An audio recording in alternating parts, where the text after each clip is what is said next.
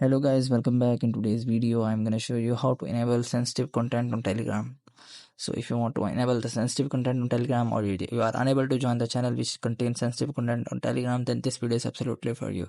So for that you guys must have to open up your browser and search for telegram.org.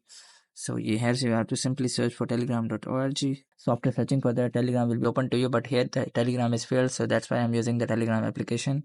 But you have to just simply open up the Telegram through browser. But you guys can here see that I have already used the proxy to enable my Telegram on my account on my region, because here Telegram is not enabled.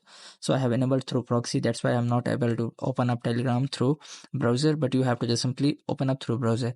So after opening up through browser, you have to just simply follow these steps which I'm doing in application. So that's why you have to just simply open up your Telegram on browser. After that you have to just simply click on the top left corner of three horizontal lines, and here you have to just simply search for settings.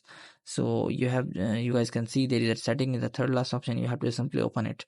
So after opening up setting, you have to just simply scroll down and simply click on the privacy and security section. So you have to simply open up the privacy and security section of Telegram on your browser.